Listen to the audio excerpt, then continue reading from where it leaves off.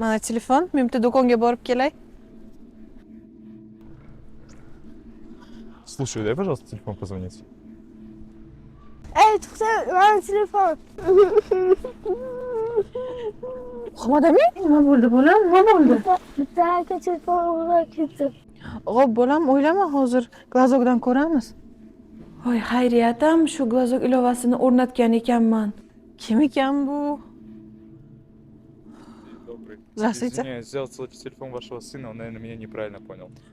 Хорошо, спасибо. Вам Всего доброго. Na.